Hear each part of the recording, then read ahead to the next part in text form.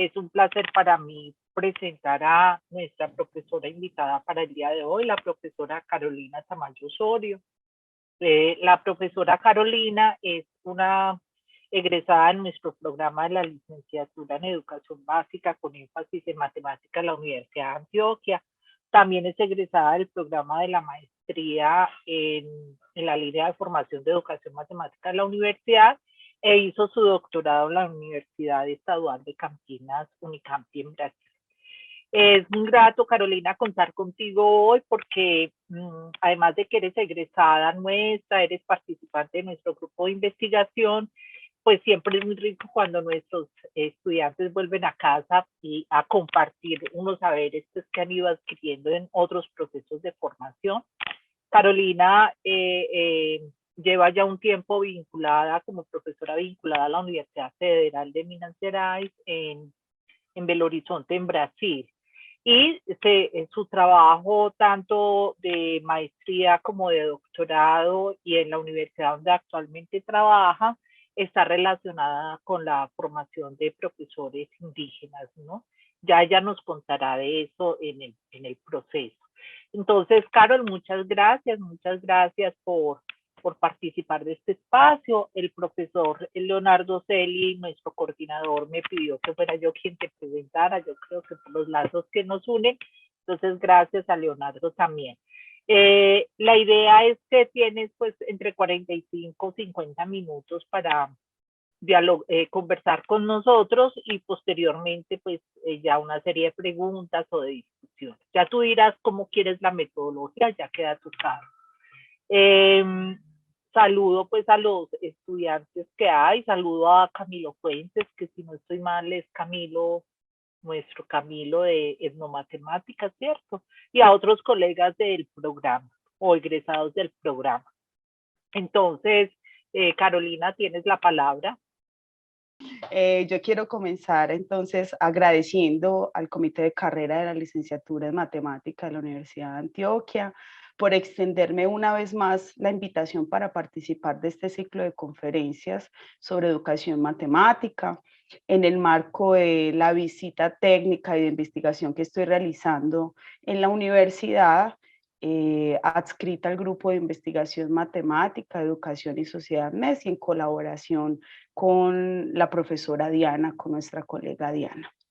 Entonces, yo quiero comenzar diciéndoles que hoy vengo a compartir un camino que ha sido construido colectivamente y que encuentra eco en las voces de los pensadores, líderes y lideresas indígenas que nos han llevado a conocer otras epistemologías, otras políticas del nombrar, como diría Patricio Guerrero Arias, y que nos permiten desaprender para aprender.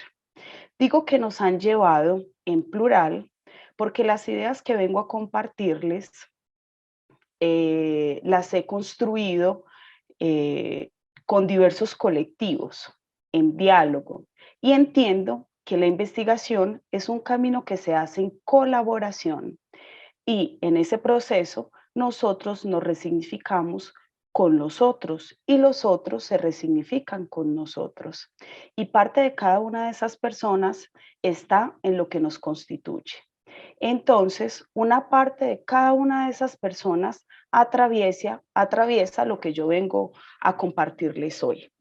Lo que vengo a compartirles hoy no es algo que está terminado, no es algo que es conclusivo, es el camino que estamos construyendo, el camino que estamos construyendo para acercarnos cada vez más a una educación que encuentre sus alicerces en las prácticas socioculturales y que problematice los saberes que son disciplinares.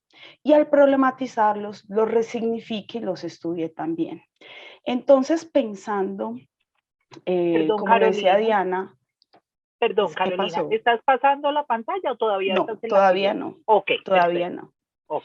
Entonces, pensando en ese lugar que nos atraviesan, esas personas que nos atraviesan, en esas historias que nos atraviesan. Yo aquí he colocado algunas de las imágenes de algunos de los pensadores, líderes y lideresas indígenas que me atraviesan. Y junto con ellos y junto con mi trayectoria, ya Diana les estaba contando un poco sobre esa trayectoria, vengo entonces a compartir estas ideas. Y por ello, yo deseo comenzar este encuentro diciendo desde dónde yo hablo, ¿cierto? Desde dónde habla Carolina, la profesora de la Universidad Federal de Minas Gerais, de la Facultad de Educación de esta universidad, que trabaja en el curso de formación intercultural para profesores indígenas en esta universidad, en la licenciatura en educación del campo de esta universidad y en la licenciatura en matemática, otro curso en el cual yo desarrollo mi práctica, digamos, mi docencia, ¿cierto? Entonces, ¿desde dónde hablo yo? Yo hablo desde ese lugar, pero también hablo desde mi trayectoria. Hablo desde el encuentro con la etnomatemática como campo de investigación. En el 2009, en el pregrado, desarrollé una investigación junto con la profesora Yolanda Beltrán, profesora jubilada de la Facultad de Educación de la Universidad de Antioquia, y a través de ese encuentro con la etnomatemática yo comienzo a cuestionarme algunos aspectos de la propia matemática, de la historia de la matemática y de la enseñanza de la matemática, especialmente aquellos que tienen que ver con los silenciamientos. Esa matemática que se nos presenta en la universidad, en la escuela. ¿Por qué esa matemática? ¿De dónde viene esa forma de conocer, de explicar, de entender y de sentir el mundo? Y a través de la etnomatemática, entonces comienzo a cuestionarme todo esto y de algunos aprendizajes de mi interacción y de mi participación en varias actividades, en varias acciones que el grupo MES venía desarrollando en el 2009, 2010, 2011 y sigue desarrollando en la actualidad con la licenciatura en Pedagogía de la Madre Tierra. Entonces allí empiezo a cuestionarme desde el lugar de otras voces, qué esas voces tienen para decirme y cómo yo me afecto con esas otras historias que llegan a mí a través de esas voces y al mismo tiempo cómo yo resignifico mi trayectoria de vida como ciudadana colombiana y como una niña que salió del campo por la violencia que ocupó el campo donde yo nací. Y esas historias no solo me permiten resignificar ese camino, esa historia de vida personal, sino entender también eh, la matemática, entender otras maneras de ver el mundo que no me habían sido presentadas durante el transcurso de mi formación.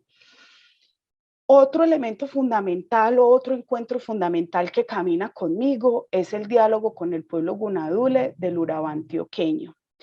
Richard Nixon, Cuellar Lemos, Francisco Martínez, Jaime Melendres, Nazario Cuellar, Tulia Espitia y otras personas de la comunidad caminan conmigo mostrándome a través de diferentes proyectos que realizamos conjuntamente, tanto en la maestría como posterior a la maestría, a través de un proyecto desarrollado con el Ministerio de Educación Nacional, las investigaciones desarrolladas por los propios profesores en la escuela, en Alto Caimán, el doctorado y lo que viene después del doctorado nos ha permitido entender que es otra la escuela que soñamos, que esa escuela que nosotros conocemos es una escuela, una institución que hace parte de una política emancipatoria y que hace parte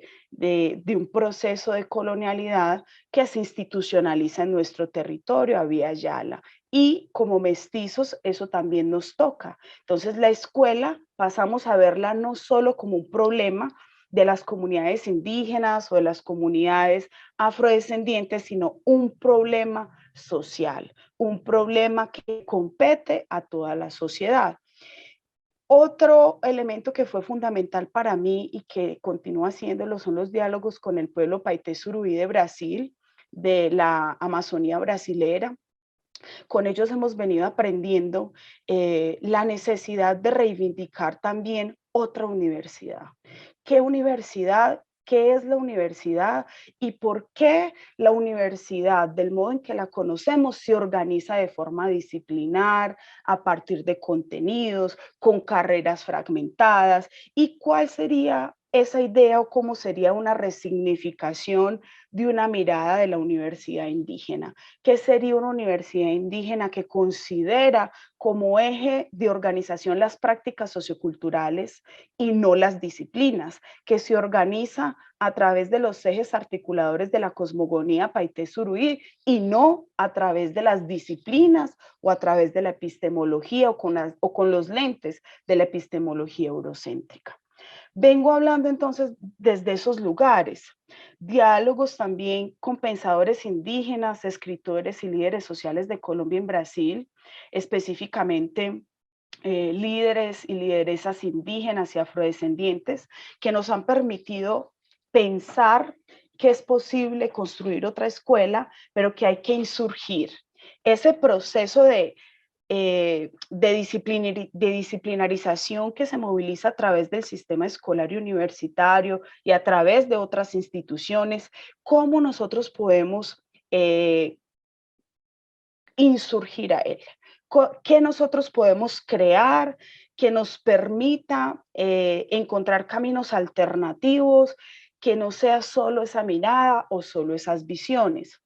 Y durante mi ingreso a la Universidad Federal de Minas Gerais ha sido fundamental el diálogo con los estudiantes indígenas y con los líderes y lideresas indígenas de los pueblos Chacriabá de Minas Gerais, Pataxó de Minas Gerais y Bahía, Pataxó Jajajay de Bahía, Machacali de Minas Gerais, a partir del curso de formación intercultural para educadores indígenas, en el cual trabajamos a partir de otras lógicas, en el cual intentamos organizar el proyecto y el plan curricular a partir de las necesidades de cada pueblo y a partir de las demandas de cada una de estas comunidades.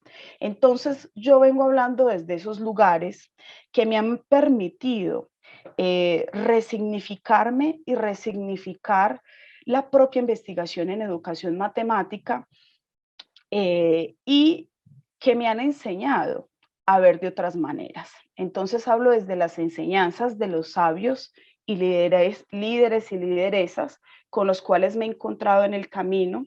También hablo desde el diálogo con esos investigadores que ven de forma transgresiva la educación matemática y vengo reflexionando sobre otras formas de producir conocimiento y además sobre los silenciamientos que la matemática ha producido y continúa produciendo en el ámbito escolar, universitario y en el ámbito epistemológico, y las insurgencias que emergen como manifiestos para la decolonización de nuestros territorios y de los territorios y de otros territorios para tejer una forma de existencia otra que permita que formas de vida con epistemologías distintas puedan dialogar unilateralmente. Además, que nos ayuden en el cuestionamiento del modelo civilizatorio occidental capitalista que ha producido hasta hoy que ha producido y ha priorizado hasta hoy el capital por encima de la vida, que ha producido un orden civilizatorio que nos ha impuesto una matriz colonial de poder con la cual nos han colonizado la memoria, los conocimientos, las afectividades, las subjetividades, los imaginarios, los cuerpos, erigiendo un universo civilizatorio como el único posible y deseable y negando y por tanto negando y subalternando otras formas de ser, de sentir, de pensar, de ser, de hacer, de tejer la vida. Este modelo se basa en 3 categorías para mantenerse con vida, para permanecer como un modelo único y totalitario. Esas categorías son la raza, el género y la clase. que juntas institucionalizan formas de control y clasificación de los sujetos modernos y perpetúan el racismo, el sexismo, la homofobia y el clasismo, además de perpetuar un sistema de conocimientos disciplinar a favor de ese modelo. Patricio Guerrero Arias entonces nos recuerda que durante más de 5 siglos hemos estado transitando por ese camino que es un camino de muerte, el de la colonialidad, sustentado en la hegemonía de discursos de verdad como la razón, la ciencia, la técnica, la democracia, el desarrollo, la modernidad. Pero en diálogo con los pensadores y las comunidades indígenas, hemos venido aprendiendo que debemos reencauzar nuestro camino y nuestro caminar, lo que significa construir caminos que nos permitan enfrentar los poderes coloniales y los silenciamientos epistemológicos que emergen de esos poderes coloniales. Esto es el reencontrarnos con nosotros mismos, con los otros y, en consecuencia, reencontrarnos con nuestro ser y estar y sentir en el mundo. Bueno, entonces aquí el llamado es a ver con otras lentes los fragmentos de los archivos historiográficos que abordan la trata de personas y la esclavitud en América Latina. A partir de allí podemos encontrar vestigios que nos ayudan a problematizar la unicidad, neutralidad que se nos ha vendido que la matemática tiene. Y esto nos invita a poner en práctica movimientos de resistencia y combate a las conductas racistas y patriarcales, a partir de las prácticas y narrativas de los pueblos afro-latinoamericanos y originarios, con el propósito de aprender, desaprender y así dar cabida a otras formas de entender el mundo. Para recomponer, entonces, esos fragmentos historiográficos y verlos, se me amplió esto, ahora sí, y recomponerlos con otra mirada, ¿cierto? Entonces, es necesario que nosotros comencemos a problematizar y decolonizar los modos de hacer y practicar la investigación en el campo de la educación matemática, además de problematizar la historia de la matemática, que nos permite, porque esto nos va a permitir desaprender y nos va a permitir el desprendimiento de nuestra matriz epistemológica para permitirnos escuchar otras políticas del nombrar y para aprender a ver con otros lentes. ¿Qué nos ha movido, cierto? Para pensar que la educación matemática requiere otras maneras de ver, ¿cierto? ¿Qué nos ha movido para pensar que es necesario un desprendimiento de nuestra matriz epistemológica para poder aprender a escuchar, a sentir, a observar y a dialogar con otras culturas, con otras formas de vida, con otras epistemologías? Entonces yo aquí traigo 3 ejemplos, ¿cierto? El primero es de un autor publicado en un periódico a través de una entrevista, y él dice lo siguiente: si miras las obras de arte excavadas en Mesopotamia hace 5000 años, encontrarás cerámicas que contienen este tipo de simetría. Si caminas por Lisboa, notarás que esos hermosos pavimentos de piedra portuguesa utilizan los mismos patrones de simetría. Notemos la palabra mismos. También presentes en las cerámicas marajoaras, que son unas cerámicas de un pueblo marajoara de Pará del Brasil. Aunque los materiales utilizados y los símbolos representados son diferentes, las matemáticas utilizadas son exactamente las mismas. Entonces miramos 3 lugares distintos, que son las calzadas, las calles portuguesas, ¿cierto? Los pavimentos hermosos portugueses con sus figuras, los patrones de las cerámicas marajoaras, ¿cierto? Y la geometría y la simetría de las obras y artes excavadas en Mesopotamia, producidos en contextos culturales distintos, y el autor concluye que las matemáticas utilizadas son exactamente las mismas. Entonces, vamos a otro ejemplo. En la artesanía están presentes diversas formas planas y espaciales y figuras geométricas.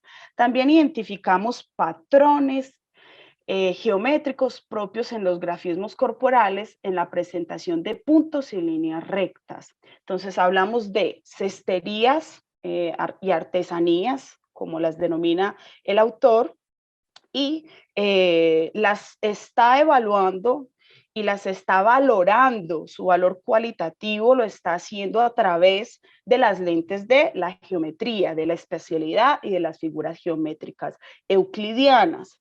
Y él ve también que eso se repite en los grafismos corporales. Entonces hace esta lectura. Y finalmente tenemos el juego de Oware-Gucci, que tiene importantes relaciones matemáticas. Este es un juego de varios pueblos de África, estudiado inclusive por Pablo Guedes, y especialmente entonces vemos el conteo y la simetría, estando la simetría relacionada con una estrategia del juego que facilita el conteo, pero también fluye en la idea de la cantidad, siembra, cosecha y pastoreo. Entonces, estas lecturas, ¿cierto?, nos mueven, nos hacen pensar sobre, bueno, estamos intentando buscar desprendernos de nuestra epistemología, pero ¿cómo desprendernos? Y esos desprendimientos implican el abandono de qué. Y estas lecturas nos inquietan porque en el proceso de desprendimientos es aprender a ver con otros lentes y no continuar manteniendo nuestros lentes en nuestra epistemología. Entonces, en estos ejemplos que yo estoy proyectando, podemos ver cómo la matemática es usada como patrón de corrección para dar nombre a las prácticas de otros pueblos usando sus reglas, o sea, las reglas de la matemática. ¿Esto está mal o esto está bien? Yo no lo sé. No me cabe juzgar esta forma de hacer y sentir. No me cabe juzgar la forma en la que estos investigadores se afectan. Incluso mi visión, esta lectura que yo estaba haciendo y los comentarios que hice,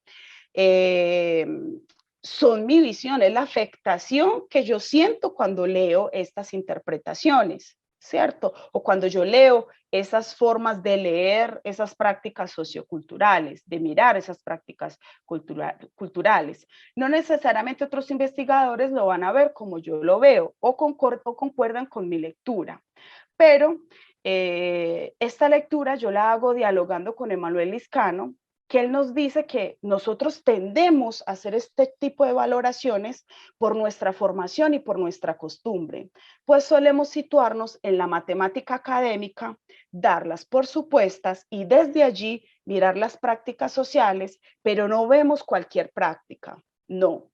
Es usual que estas investigaciones se centren en particular en ver y verificar los modos populares de contar, medir y calcular.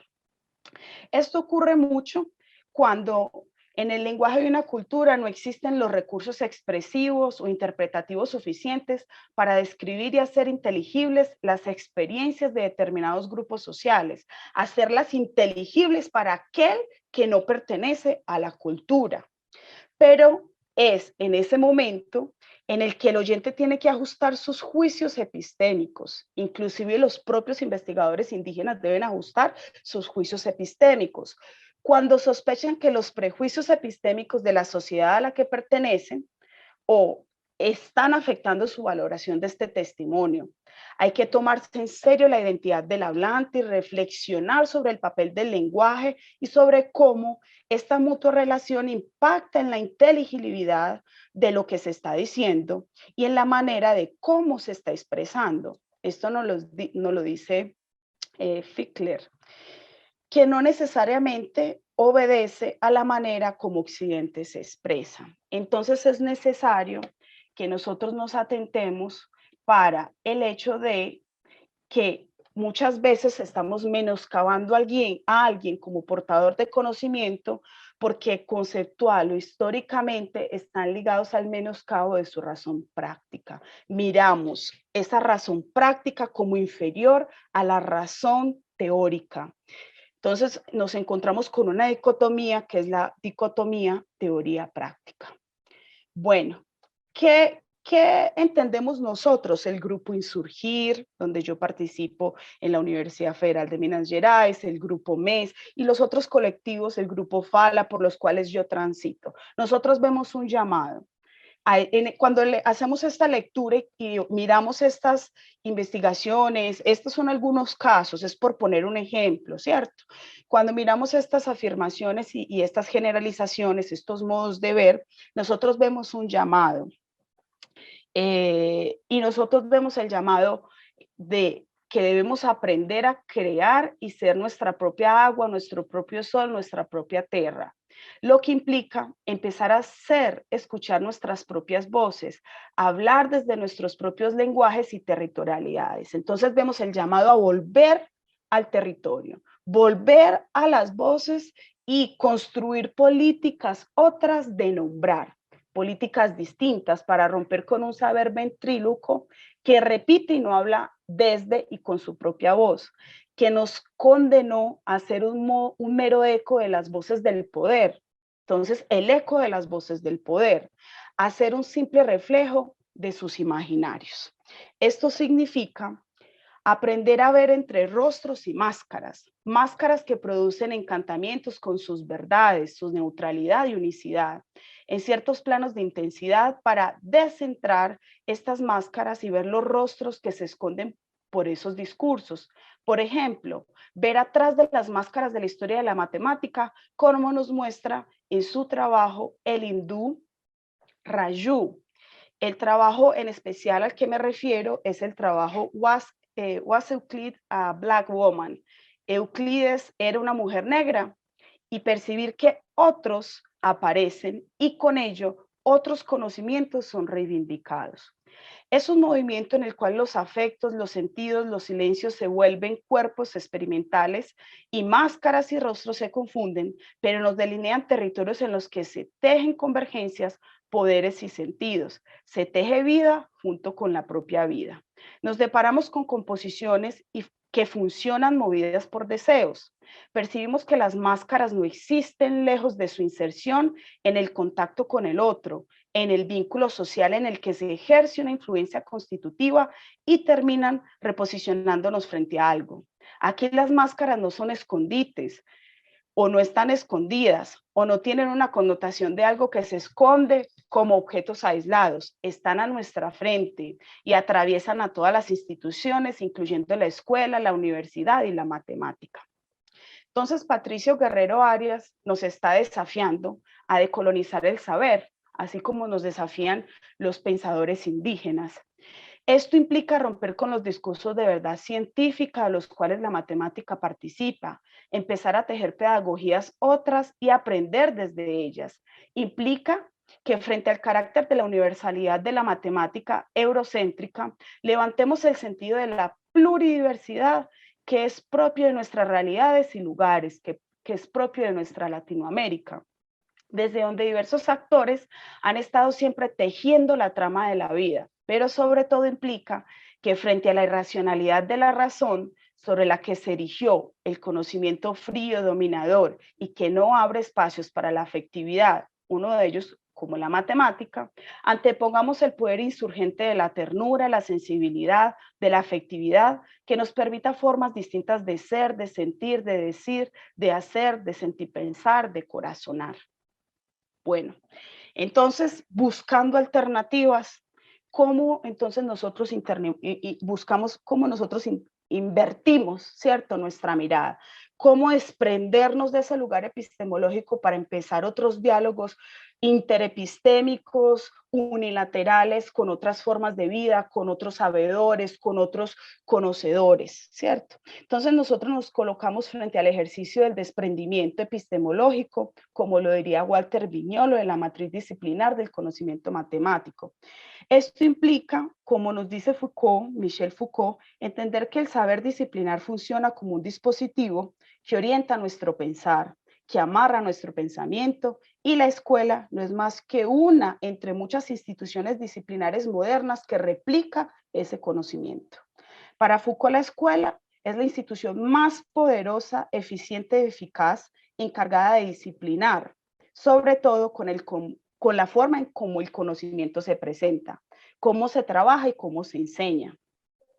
Bueno, en este sentido, la matemática, presentada como un conjunto disciplinar de contenidos disciplinarizados sigue la lógica que nos ha dado la sensación de completud, que alimenta la modernidad, a partir de las premisas cartesianas, euclidianas, aristotélicas, para obtener un conocimiento claro y seguro.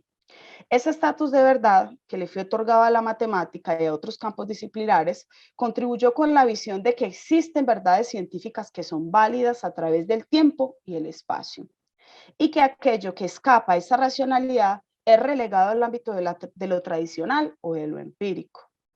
Ese carácter global, universal de la matemática la convierte también en un modelo totalitario, en el sentido de que su estatus de verdad crea margen para negar el carácter racional de otras formas de conocimiento que no se modelan de acuerdo con sus principios epistemológicos, sus reglas y metodologías. Esta atribución de una falta de racionalidad o de racionalidad inferior significa, en palabras de Fichtler, el menoscabar a alguien como portador de conocimiento que va conceptualmente, históricamente, ligado al menoscabo de su razón práctica. ¿Cómo invertimos nuestra mirada? En la búsqueda de un proyecto más profundo, no solo para denunciar las formas de las cuales históricamente culturas y matemáticas fueron silenciadas, sino también para anunciar formas de subvertir las injusticias epistemológicas. Entonces, nosotros buscamos retornar a los líderes y pensadores indígenas, negros y negras, por medio de registros audiovisuales y escritos, además a través de nuestros trabajos de campo, desaprendiendo para aprender. Y allí nosotros elaboramos un diálogo con filósofos y con pensadores latinoamericanos que desde el lugar de la academia han cuestionado sus estructuras y formas de producir conocimiento. Hacemos un movimiento que cuestiona las estructuras desde adentro, ¿cierto? Habitando el adentro y operando desde ese lugar, tomando prestado esa vieja estructura con todos sus recursos estratégicos, económicos, para realizar una subversión. Es decir, aislamos, a veces no aislamos sus elementos y átomos, pero nos adentramos en ellos y desde ellos vamos deconstruyendo junto con esos líderes y pensadores indígenas. Bueno, ¿qué caminos entonces nosotros hemos emprendido? ¿Cierto? Entonces, el primer camino y algo que es muy importante para nuestro grupo en ese proceso de entender cómo salir de esa visión disciplinar de la matemática y retornar al suelo de la vida, retornar a las prácticas socioculturales como ejes articuladores de la educación que nos permitan una educación no disciplinar, pero al mismo tiempo problematizar y entender lo disciplinar. Entonces, en el grupo Insurgir, nosotros hemos optado por estudiar las obras de arte, las escritas o material audiovisual de líderes y lideresas indígenas, negros y negras de diferentes partes del mundo. Optamos por leer a estos autores, referenciarlos en el ámbito académico donde han sido también relegados y subordinados por muchas estructuras, y los traemos para estudiarlos, dialogar y desprendernos de nuestra mirada. Y otro elemento que es donde yo quiero, digamos, ahorita compartir algunos de nuestros hallazgos, fue el desarrollo de una investigación sobre producciones investigativas realizadas por indígenas en la Universidad Federal de Minas Gerais, en diálogo con otros líderes indígenas y académicos, algunos de ellos en las fotos, Ailton Krenak, Daniel Munduruku, y otros, buscando caminos otros para la educación matemática, en el sentido de que, ¿qué aprende la academia? La educación matemática en particular, con las investigaciones producidas por los indígenas. ¿De qué forma nos ayudan a repensar la imagen universal, neutra y lógica de la matemática que se ha perpetuado dentro de ese sistema disciplinar? Esta investigación la desarrollé junto con Luana Chacriabá como parte de su proceso de iniciación en la investigación. Ella es una estudiante indígena Chacriabá del curso de formación intercultural para profesores indígenas de la Universidad Federal de Minas Gerais. Entonces aquí les vengo a compartir un poco sobre qué hemos aprendido, qué puede aprender la academia y la educación matemática en particular a partir de esas investigaciones y cómo nos ayudan a cuestionar esa imagen universal y neutra de la matemática. Estas investigaciones fueron producidas por indígenas de la Facultad de Educación de la Universidad de Minas Gerais. Restringimos nuestra búsqueda en este primer momento a esos archivos. Entonces, esos son los archivos que nosotros consideramos como archivos de partida. La delimitación de la Facultad de Educación tiene que ver también con un hecho, y es que percibimos que el sistema de búsqueda de la biblioteca no considera, no tiene una categoría específica donde yo pueda buscar trabajos producidos por indígenas. Entonces, esa fue uno de los elementos que nosotros identificamos, que dentro del sistema universitario, las investigaciones que son producidas por los compañeros, líderes e investigadores indígenas, digamos que se pierden en el canal de toda esa comunicación. Entonces, el acceso se restringe. Bueno, montamos una base de datos con estas investigaciones, encontramos 186 obras producidas por indígenas en la Facultad de Educación. Todas estas obras son de pregrado. Es importante decir que a la fecha existen 2 trabajos de maestría que fueron defendidos por estudiantes indígenas y no hay tesis de doctorado. Estos 2 trabajos fueron defendidos recientemente, entonces es por eso que no los hemos incluido, digamos, como en nuestros análisis para esta presentación, ya que estamos haciendo el análisis de los trabajos. Es importante también resaltar que en la maestría contamos con 10 estudiantes indígenas matriculados y sus investigaciones están en desarrollo. Estos estudiantes se encuentran matriculados tanto en un programa que tenemos que se llama ProMestre, que es un programa para especialización para profesores, un programa de maestría que no es en investigación, sino en profundización, y también en el posgrado de educación, conocimiento e inclusión social, donde se desarrolla la maestría en investigación. Es un total de 10 estudiantes. Estos 10 estudiantes están en proceso de elaboración de sus trabajos y no han publicado hasta el momento pues sus resultados y artículos. Entonces, por este aspecto nos hemos centrado solo en las producciones producidas por indígenas en el pregrado. Los pueblos a los cuales los investigadores pertenecen son Chacriabá, Pataxó, Jajajay, Machacalí y Guaraní Kaiowá.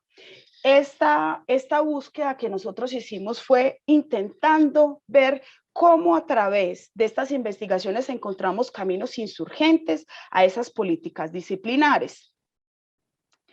¿Qué aprendimos entonces con estas investigaciones? Nosotros las categorizamos, aquí como pueden ver en la tabla, pues, son muchas categorías, encontramos varias categorías, especialmente categorías focalizadas encontramos especialmente prácticas socioculturales, encontramos el problema de la relación entre los conocimientos indígenas y el conocimiento escolar, y fuimos haciendo una clasificación de lo que fuimos encontrando. Y otra cosa que nos pareció interesante y que se vio reflejada en los trabajos fueron otros modos de practicar la investigación en los cuales se consideran a los ancianos y a los especialistas tradicionales, los sabedores tradicionales, como referencias y autoridades como las bibliotecas. Entonces fueron estas categorías las que nosotros encontramos a partir de esos 186 trabajos.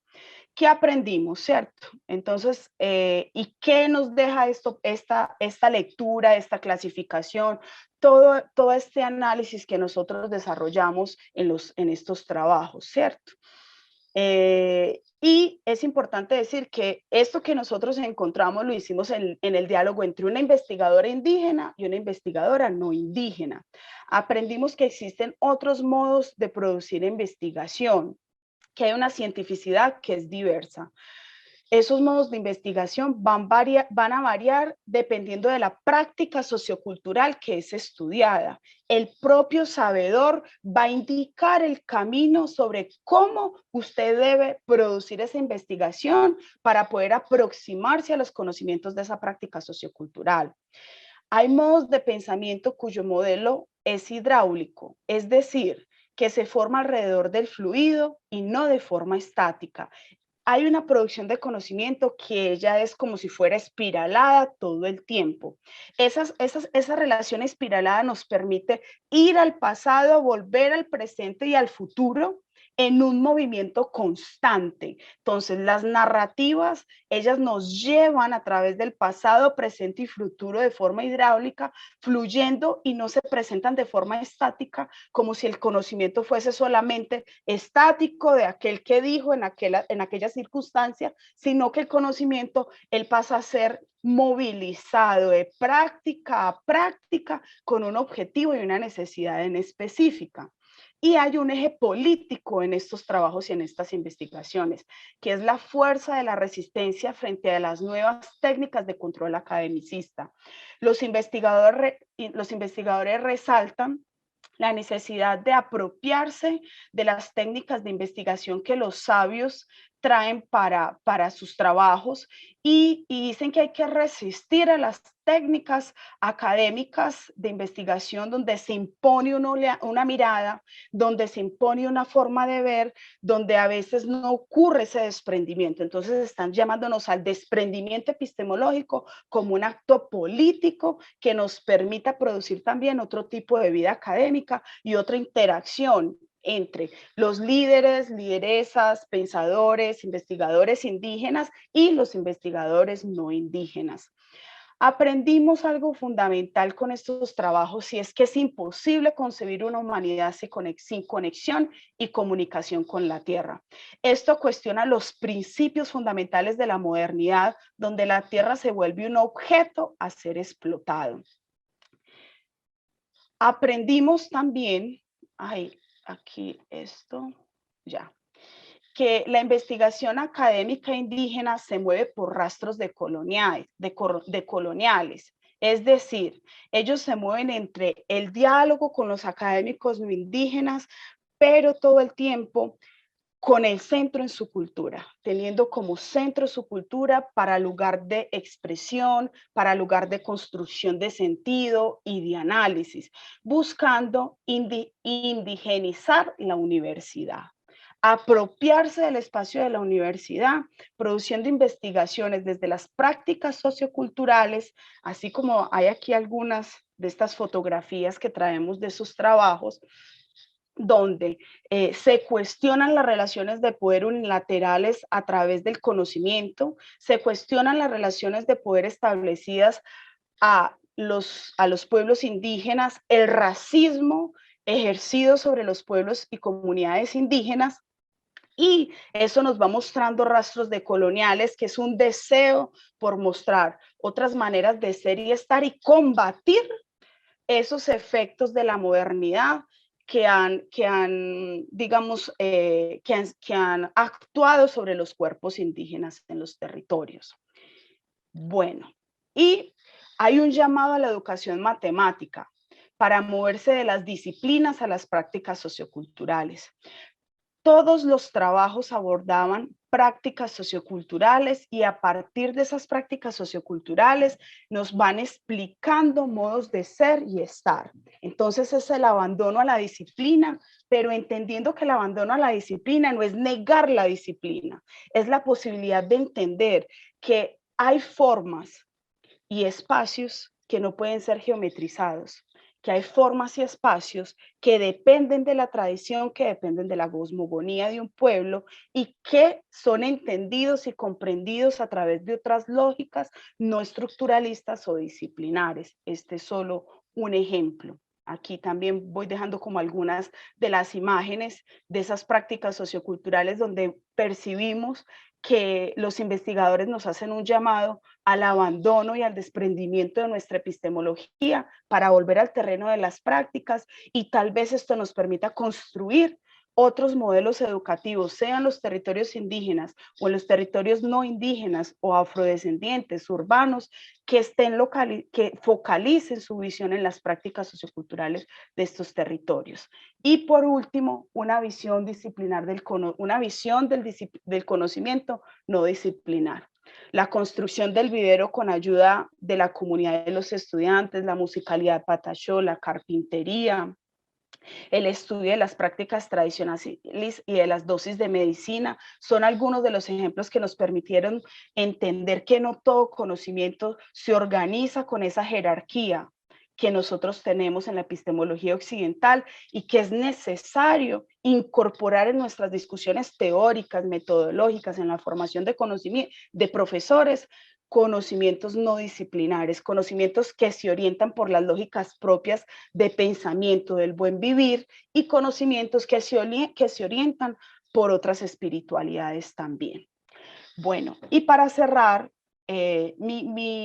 mis palabras a través de esos aprendizajes, yo creo que la mejor persona para cerrar todo lo que nosotros aprendimos es Luana. Ella no puede estar aquí, entonces yo voy a compartir algo que ella escribió que nos permite entender por qué es importante el retorno a los pensadores indígenas y cómo ese retorno a los pensadores indígenas nos permite componer otras narrativas de carácter decolonial.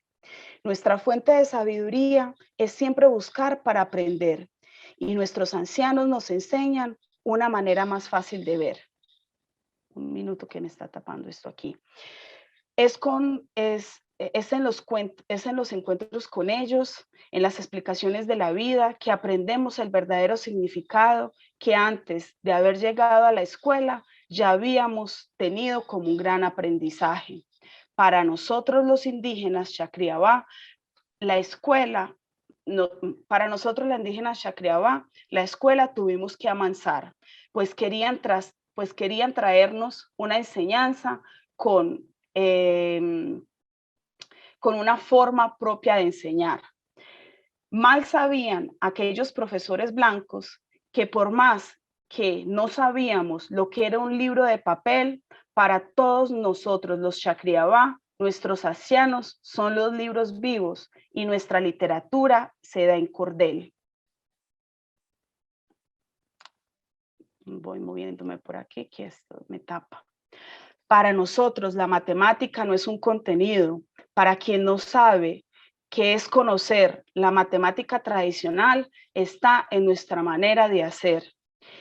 Los trabajos elaborados por cada uno de estos parientes, de estos investigadores, ya en los trabajos elaborados por cada uno de estos investigadores, ya podemos observar las metodologías, pues son todas sacadas, investigadas desde las actividades del día a día, sea en la enseñanza de hacer artesanías, en la geometría desarrollada en la pintura corporal, pues son estos las enseñanzas que nos hacen revivir nuestra cultura tradicional.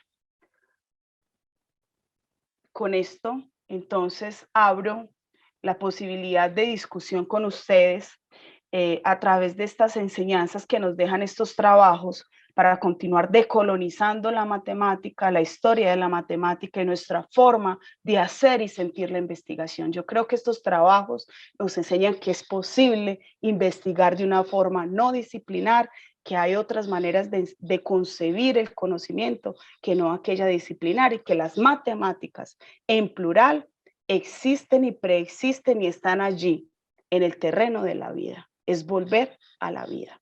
Muchas gracias por escucharme y ahora yo los escucho a ustedes para que dialoguemos y bueno, ustedes hagan también sus intervenciones y contribuciones en este espacio. Carol, no, muchísimas gracias por esta hermosa presentación que nos haces y sobre todo yo identifico dos grandes consideraciones que nos planteas a mi modo de entender. Una, nos dejas una inquietud sobre las posibles epistemologías en torno a la matemática que transgreden la epistemología eurocéntrica. Y otra, me parece que es sin duda este aprendizaje que traes y compartes con nosotros de ese aprendizaje de estos trabajos de las comunidades indígenas. Entonces, muchas gracias. Bueno, colegas, entonces procedo pues a posibilitar la discusión entre ustedes y Carolina. Bueno, levanto la mano, Walter. Walter, tienes la palabra.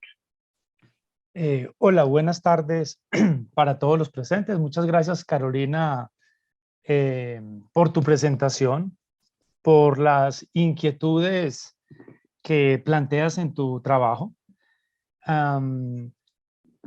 Yo quiero decir que no puedo estar más de acuerdo con las afirmaciones que haces, digamos, acerca de la escuela.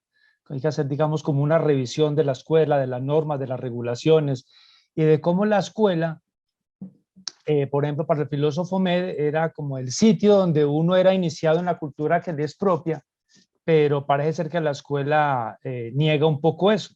Y el trabajo que tú realizas con las comunidades indígenas trata de rescatar esa cultura, digamos, que es propia, y en tanto que es propia y uno se desenvuelve en ella, pues es un poco más natural y es la cultura que le permitiría a uno entender el entorno. Pero cuando uno va a la escuela, pues el discurso que maneja la escuela es un poco ajeno a la experiencia, digamos, que se tiene. Entonces, digamos que estoy de acuerdo con todas esas, digamos, afirmaciones de revisión de la escuela y de abrirse a una nueva forma de epistemología más natural, no impuesta por normativas, sino como reconocida en la cultura de quienes asistimos a la escuela. Cuando en la página, en la diapositiva 11, tú planteas una pregunta o planteas dos preguntas, es ¿qué aprende la academia, la educación matemática en particular con las investigaciones producidas por indígenas? Y creo que en la página 14 lo resumes. Lo que te quiero decir es que pues no logré entender, cuáles son, digamos, como esos aprendizajes que la educación matemática, digamos, debería aprender de las investigaciones indígenas. Tienes tres viñetas. En la primera hay como un nuevo tipo de cientificidad, creo, que merecería como algún tipo, digamos, como de comentario. Y ahí cuando las otras dos, o una de ellas, mencionas una metáfora que no logro comprender, es lo de algo hidráulico, definitivamente no logro entender. Pero la pregunta sería, bueno, la educación matemática tendría algo que aprender, digamos, de estas investigaciones, pero la educación matemática que nosotros realizamos en los salones de clase, cuando trabajamos con unas normas y enseñamos unos conceptos y unas ideas de la matemática occidental, que pretende explicar ciertos fenómenos naturales, en ese trabajo que nosotros hacemos todos los días, ¿qué podríamos aprender de las investigaciones, digamos, que ustedes han hecho? Esa sería como mi pregunta, porque lo otro, pues sí, yo creo que merece como una discusión mucho más cercana. Y me parece muy interesante la primera observación acerca de qué es para nosotros, y que para nosotros la matemática no es un contenido. Creo, digamos, que muchos profesores de matemática estamos completamente de acuerdo con esa afirmación. Y esa sería mi respuesta a la pregunta que te hice. Es decir, ¿qué aprendemos nosotros de los profesores? Pues eso, que la matemática no hace referencia solamente a un contenido, sino que es algo más en la escuela, algo más que los contenidos, algo más que esos conceptos, algo más que esos procedimientos, y que finalmente deviene en un conjunto de hábitos mentales, de maneras de ver el mundo, de estrategias para resolver cierto tipo de problemas personales, económicos y hasta espirituales. Entonces, me gustaría que te concentraras en responder como mi inquietud es esas investigaciones que nos deja a nosotros, qué estrategias, sugerencias, alternativas a nosotros los profesores que nos enfrentamos periódicamente o semanalmente a enseñar matemáticas que están de por sí reguladas y que nosotros no podemos alterar tal regulación. Y gracias por la presentación y espero encontrarme contigo ahora que estás aquí en Colombia para discutir de este interesante tema. Muchas gracias. Cierro el micrófono.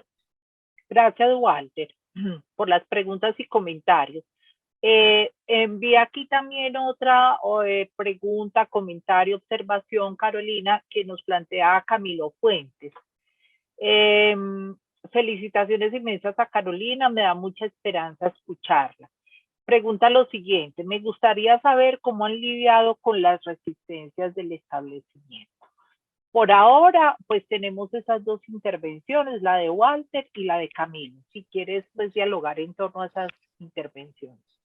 Bueno, Walter, muchas gracias por tus comentarios y por tu pregunta. Yo creo que ¿qué nos queda, cierto, de esos trabajos indígenas, de lo que los investigadores, líderes y lideresas indígenas nos traen a partir de esos trabajos? ¿Qué aprendemos, no solo para la educación matemática, sino para la escuela?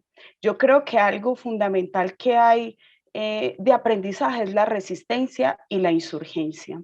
Estos profesores que también están regidos, su acción pedagógica también es regida por reglamentaciones legales, insurgen a esas reglamentaciones legales. Insurgen en el sentido de nosotros no podemos negar la existencia de la matemática en cuanto a una disciplina, ¿cierto?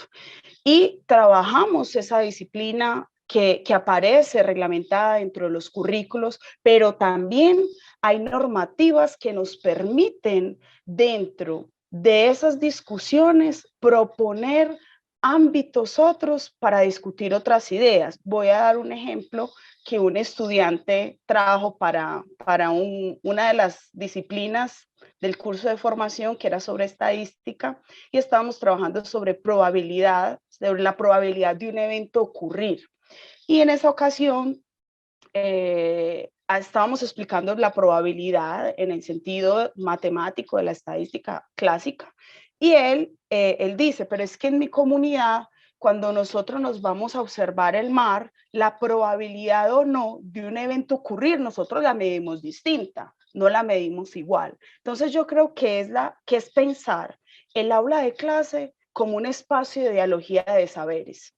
Cuando yo consigo ver el aula de clase como un espacio de dialogía de saberes, no interesa por qué punto yo comienzo. Yo puedo comenzar por la práctica del pescar y llegar a la probabilidad y a la estadística disciplinar, como la matemática la presenta también, como una forma de organizar esos conocimientos o la forma en que la academia, la cultura occidental organiza sus conocimientos. El problema está cuando no se muestran otras formas de organizar esos conocimientos. Entonces, nuestros estudiantes desconocen, por ejemplo, que los indígenas Pataxó, Jajajay de Bahía, o en específico en este caso, tienen otra forma de comprender la probabilidad de un evento ocurrir a partir de la observación del viento, de la observación de la marea, cómo se están comportando los peces que están allí en ese momento, ellos observando en los manglares. Entonces hay otros elementos constitutivos de la probabilidad de un evento ocurrir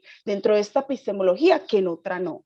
Entonces, concebir el salón de clases como un espacio de dialogía de saberes, yo creo que nos posibilitaría integrar, por ejemplo, la visión de que la matemática no son solo conceptos, como lo dice Luana en ese texto que escribió para compartir.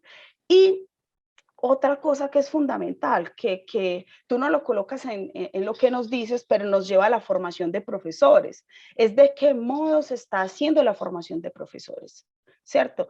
Y esa formación de profesores, ella está pautada por disciplinas y nosotros lo sabemos porque hacemos parte de ese proceso, y cómo transgredir a eso llevando estas experiencias también. Entonces, los especialistas, los líderes y lideresas que han obtenido sus títulos por honoris causa, nosotros en la UFMG lo llamamos notorio saber, traerlos para nuestra universidad, traerlos es incorporarlos como parte de los cuerpos docentes para que ellos nos permitan construir en la formación de profesores un proyecto no disciplinar de formación, donde la matemática disciplinar, mente vista o organizada, puede encontrarse con otras formas de ser que nos muestran que ella no es única, que ella no es neutra, que ella moviliza poderes, que ella moviliza saberes, que ella moviliza valores, pero también esas otras formas epistemológicas movilizan poderes, saberes y valores,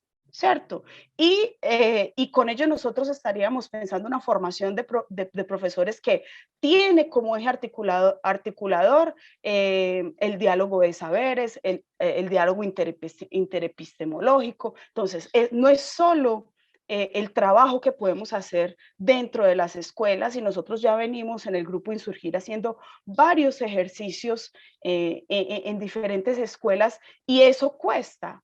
Cuesta porque los padres no comprenden, cuestan porque la sociedad la sociedad moderna, contemporánea, racista, es clasista, cuesta porque eso para qué, si eso no me lo preguntan en las pruebas de los ICFES o en la prueba saber.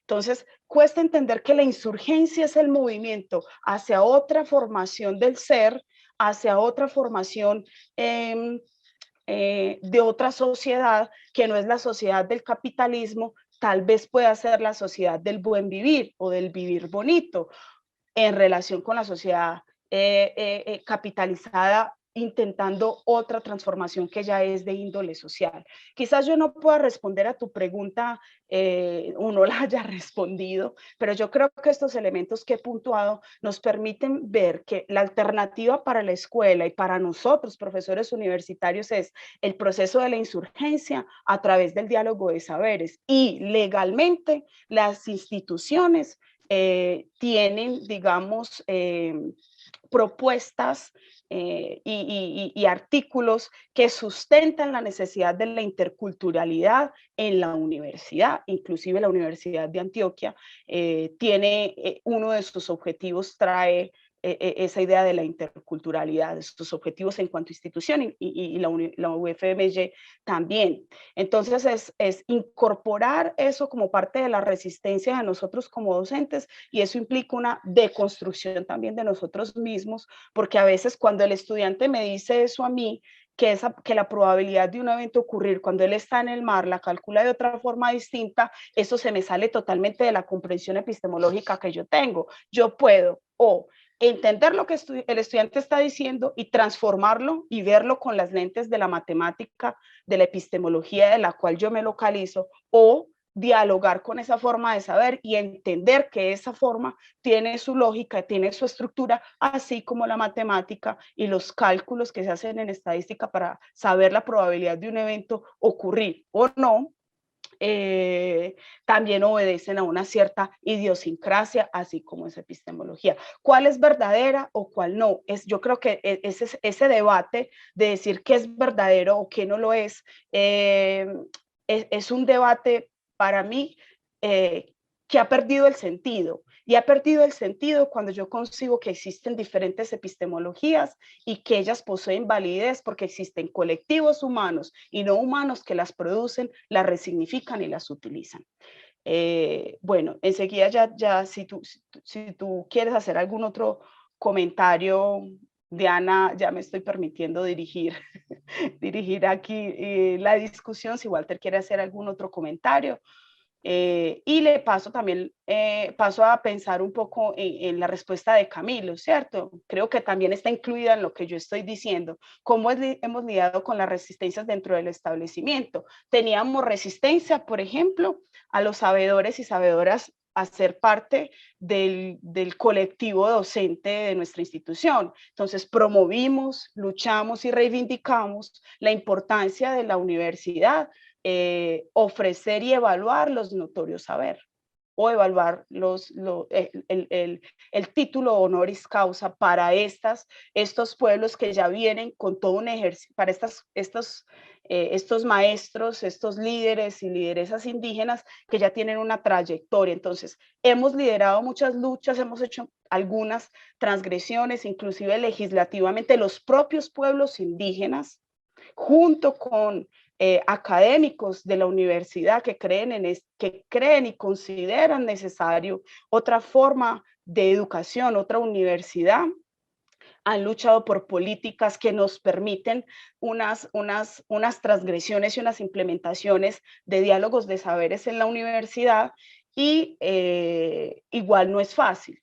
Camilo, igual no es fácil, ¿cierto? Igual la política, ella no es totalmente aplicada por todos los docentes, eso es importante que lo digamos, así como ocurre en la escuela. Nosotros tenemos una ley que es la ley 10.369, que es la ley de obligatoriedad de la enseñanza de la cultura afro-brasilera y africana en la escuela en Brasil. Y muchos docentes de matemáticas, por ejemplo, la desconocen. Y muchos docentes de matemáticas ni saben cómo aplicar esa ley, cómo operar con esto. Entonces, allí también nosotros vemos la cuestión de la formación del profesor, cómo nosotros como formadores debemos también posibilitar y posibilitarnos a nosotros mismos la interacción con esos otros saberes para incorporarlos en esa formación, no de forma utilitaria, sino de una manera crítica, de una manera que nos permita construir diálogos interepistémicos. Bueno, seguimos. Carolina, muchas sigo gracias. abierta, No tengo interpelación alguna. Muchísimas gracias por la elaboración de tu respuesta. Cierro el micrófono. Gracias. Gracias, Walter. Bueno, Gracias entonces han pedido la palabra Gilberto y posteriormente Jorge. Dale, Gilberto. Jorge Andrés, ¿no? Hola, Caro. Qué bueno haberte podido escuchar hoy y poder continuar el debate. Como decía Walter, pues indudablemente yo creo que, o sea, no soy un historiador, sino que me interesan los temas de la historia desde el punto de vista de la educación matemática. Y por supuesto que, como lo decías en algún momento, yo creo que hoy en día, por lo menos en lo que yo sé sobre la historia de las matemáticas, ningún historiador se atrevería a hacer afirmaciones como las que planteaste en la diapositiva que mostraste de los ejemplos, independientemente del lugar desde donde esté haciendo las teorías o las elaboraciones teóricas. Yo creo que efectivamente en ese sentido compartimos pues todas estas reflexiones, sobre todo lo último que nos estabas planteando en términos de la necesidad de los diálogos de saberes y el reconocimiento de la existencia de múltiples formas de pensar y de elaborar los conocimientos. Sin embargo, con lo que yo, y en eso lo hemos discutido en otros momentos y se lo he dicho a muchos de los colegas que incluso están aquí escuchándonos hoy, lo que yo no comparto son esos discursos que descalifican y satanizan otras vertientes para poder afirmar que la mía es muy interesante. Y escuché mucho de eso en la primera parte de la intervención. ¿Por qué? Porque es que cuando yo arranco diciendo los demás están equivocados, pues también cierro las puertas de ese diálogo y de esas posibilidades de construcción de saber. Y creo que para mí, es una posición muy personal, me parece que es más importante mostrar no que los demás están equivocados, sino efectivamente, sobre todo, por ejemplo, trabajos como los que tú nos estabas narrando al final, que tienen un gran valor desde el punto de vista de la cultura, desde el punto de vista del diálogo de saberes, y para mostrar ese valor yo no tengo que decir que los demás están equivocados. Entonces, en ese sentido, la verdad, quisiera, o sea, es más que una pregunta, es un comentario en el sentido de, yo creo que también, así como necesitamos llamar la atención sobre la escuela como esa confluencia de esos lugares, también debemos llamar la atención sobre el hombre, no satanicemos los discursos que circulan alrededor de la escuela misma, porque finalmente la escuela está allí. en unos trabajos que venimos intentando hacer acá con nuestro equipo de investigación, hemos venido discutiendo mucho, por ejemplo, este tema de, bueno, ¿qué está pasando con nuestra escuela? Que a pesar de todos los discursos externos a la escuela que nos dicen que debemos cambiar, la escuela no cambia. Y una de las cosas que estamos empezando a entender como hipótesis es, oiga, es que estamos plagados de un discurso que nos dice estamos equivocados, pero finalmente no nos están diciendo por qué. Y resulta que cuando uno mira las prácticas escolares, el problema es que las prácticas escolares están ahí porque en su momento respondieron a unas condiciones sociales, políticas, económicas, culturales, y tal vez lo que nos está faltando es hacer conciencia de esas razones de por qué lo que estamos haciendo en la escuela lo estamos haciendo y por qué, a qué respondía y a qué debería responder entonces el día de hoy. Y por supuesto, un discurso que sataniza no nos permite hacer ese tipo de reflexión, pero un discurso que nos promueva precisamente a esto último que estaba diciendo, de la importancia del diálogo de saberes y de la importancia de reconocernos en esa diversidad, podría ser una alternativa muy interesante para comprender esos sentidos y significados de por qué las prácticas escolares están en el lugar en que están, pero sobre todo poder ponerlas en una dirección distinta que nos permita responder a las multiplicidades de necesidades que tiene nuestra sociedad hoy en día y que efectivamente necesitamos redireccionar desde la escuela.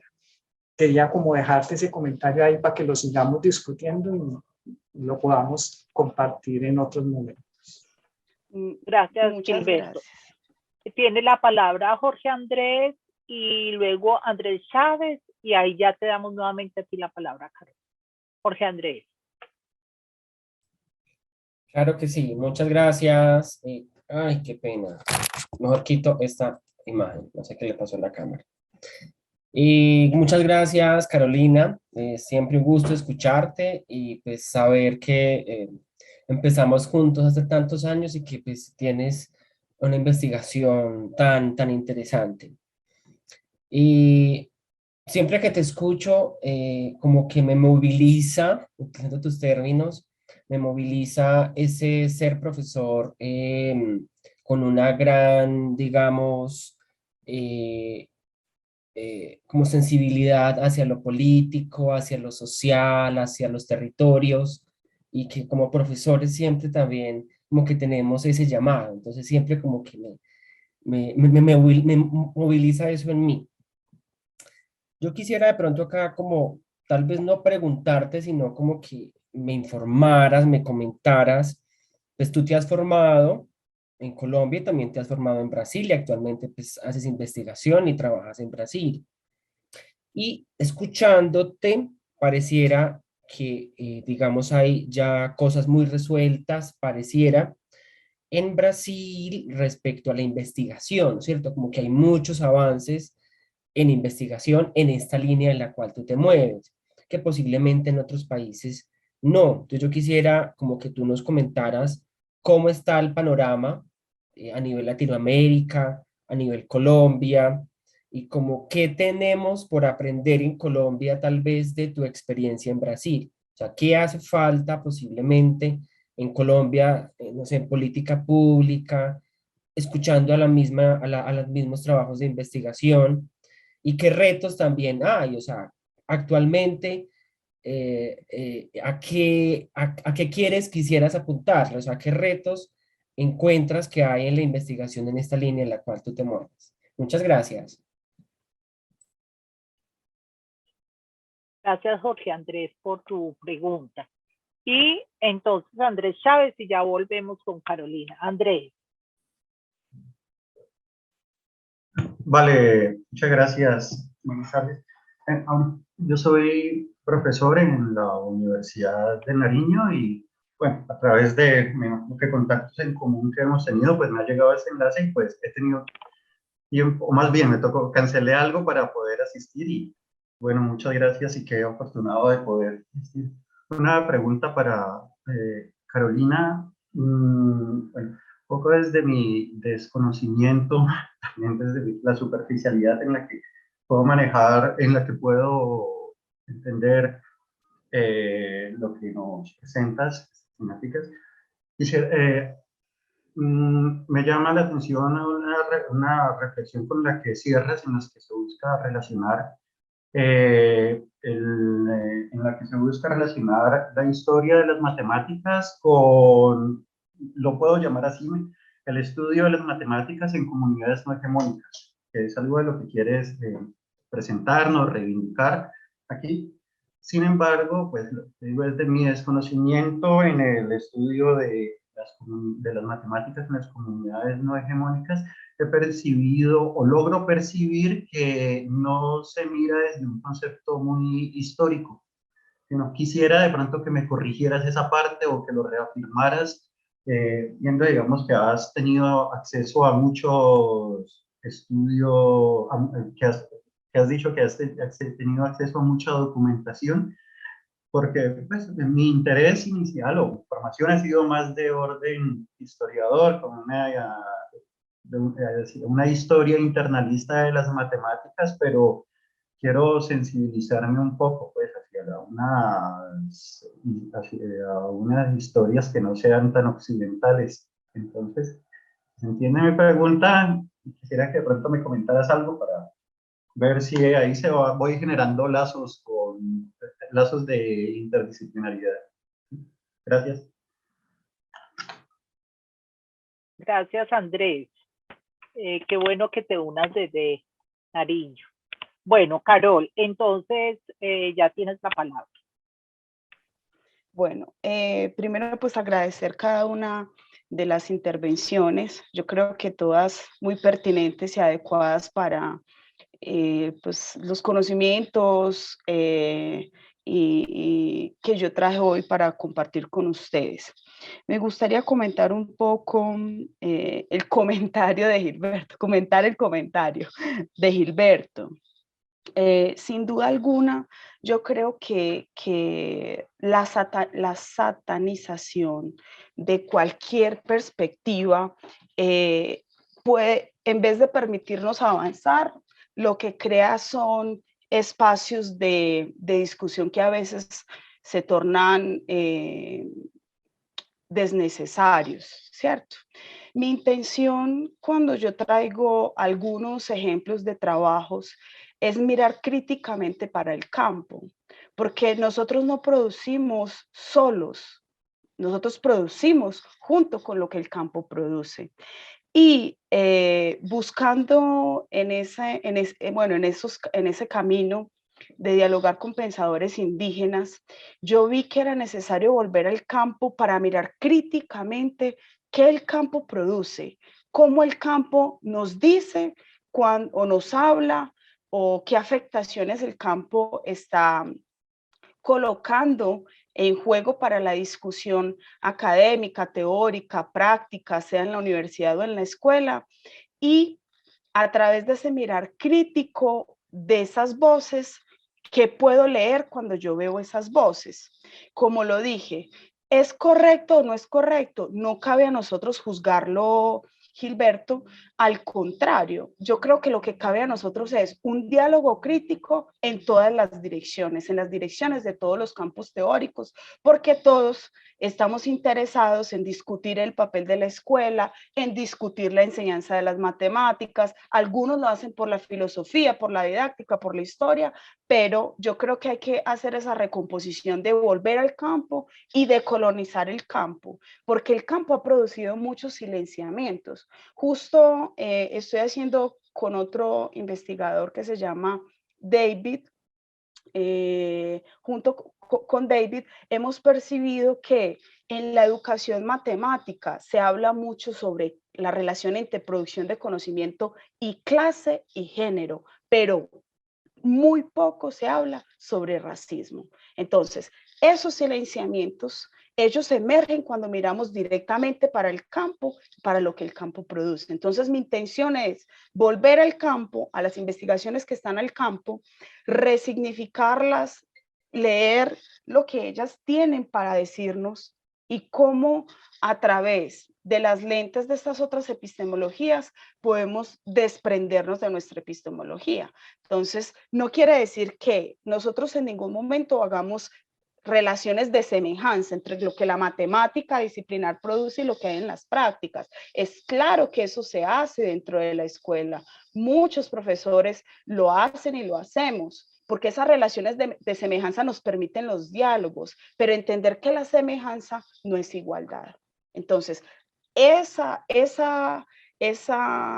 fue mi idea de demostrar que es posible desprendernos, pero que a veces somos capturados también por la matemática, que todo el tiempo es un movimiento doble de resistencia y captura. Resistencia y captura. El sistema se reinventa, la academia se reinventa y vuelve y nos captura, y en ese movimiento de resistencia y captura, pequeñas transformaciones van ocurriendo. Por ejemplo, nuevas legislaciones que incorporan la interculturalidad desde una perspectiva crítica han emergido de esos debates de resistencias y capturas que hay en los campos. Entonces es más que, yo no usaría la palabra satanizar, más es mirar críticamente para el campo y de qué forma crítica a través de eso podemos resignificar y continuar construyendo. Creo que es así que se produce la ciencia, no de forma aislada y de forma crítica con nuestro propio campo, en discordancias, a través de las discordancias,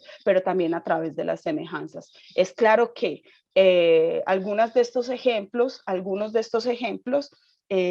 buscan lo mismo que yo estoy exponiendo aquí, buscan defender la decolonialidad del saber, buscan decolonizar la matemática, buscan decolonizar la visión unilateral y universal de la matemática, y lo hacen de una manera distinta, pero nosotros estamos proponiendo otra forma de hacerlo. Y esa forma de hacerlo la proponemos a través de una mirada no disciplinar, tanto para la formación de profesores como para la acción en el aula de clase, por medio de esa concepción del diálogo de saberes. Entonces, esa fue, pues, digamos, como la idea, y en ese sentido viene también como un poco la respuesta a Jorge. Bueno, ¿qué lugar? Uno no tiene como un parámetro de decir qué campo, qué espacio de la educación matemática está más avanzado que otro, porque cada territorio, cada territorialidad donde se produce educación matemática tiene sus referencias, tiene su espacio histórico, político, cultural. Entonces, aquí en la Universidad de Antioquia hemos producido un camino, pero en la Universidad Pedagógica trabajan mucho, por ejemplo, con la teoría histórico-cultural y con la perspectiva de educación matemática crítica a través de los trabajos de Paola Valero y Oles Cosmosi. Entonces, yo creo que es cada mirada la que nos va permitiendo ciertos diálogos. A nosotros, digamos, como en el campo de la educación matemática en Brasil, venimos interactuando mucho con la filosofía, con autores de la filosofía como Deleuze y Guattari, como Michel Foucault, como Ludwig Wittgenstein, como Jacques Derrida, como Nietzsche, y esa interacción con esos autores nos ha posibilitado, digamos, otras propuestas para la educación matemática, como la que yo traigo hoy, de una educación no disciplinar, que encuentra diálogo y eco a través de las investigaciones con los pueblos indígenas, ¿cierto? Y que también encuentra diálogo y eco con investigadores, hombres y mujeres negras y negros de diferentes territorialidades, ¿cierto? Entonces, y esta perspectiva nos deja muchos desafíos, y yo creo que el principal desafío es el trabajo en el aula, el trabajo en la escuela. Cómo insurgir en la escuela y cómo reivindicar esos diálogos interepistémicos entre epistemologías que se caracterizan por un orden disciplinar y epistemologías que no se organizan de forma disciplinar, pero que son válidas y legítimas en unos contextos particulares de actividad humana y que pueden posibilitar que nuestros estudiantes comprendan y vean el mundo desde la diversidad epistémica que hay y escojan y tengan posibilidades de significar de maneras diversas, no de una única forma o a través de un único modelo. Yo creo que el principal desafío que nos queda, Jorge, es ese, el trabajo en el aula y el trabajo en diálogo con las redes de movimientos sociales. Lo que implica los movimientos feministas, los movimientos LGTBI, RI, los movimientos indígenas, un diálogo entre la resistencia que ocurre en el campo político, pero esa resistencia que ocurre en el campo político también como forma de legitimación y forma de articulación de una resistencia en el campo educativo. Bueno, y Andrés, me parece muy pertinente pues tu pregunta. Yo vengo explorando en los últimos tiempos esa relación entre historia de la matemática y las invisibilizaciones, opresiones, el racismo sistémico y estructural que podemos, digamos, rastrear a través de la historia que se nos presenta como la historia de la matemática, de esos historiadores clásicos. Vengo leyendo mucho un investigador hindú que lo referencié en mi conferencia, que es C.K. Raju. Te voy a mandar Raju, pues en español. Te voy a mandar acá el principal, pues uno de los textos que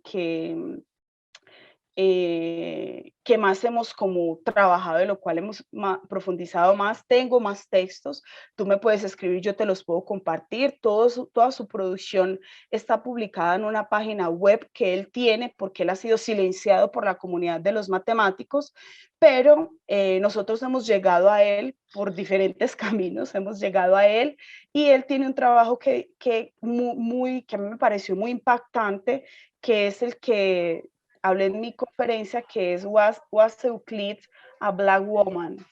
¿Era Euclides una mujer negra? Entonces te lo mando. Apagó el micrófono. Lo voy a mandar acá en el chat, porque yo creo que es a través de sus textos, él nos trae una posibilidad de ver esos silenciamientos y tal vez de entender cómo la historia desde la perspectiva indígena, la historia desde la perspectiva africana y afrodescendiente es invisibilizada por esa visión historiográfica, y cómo se sustituyen también en esos procesos de construcción de personajes históricos, se sustituyen personas, se sustituyen discursos, se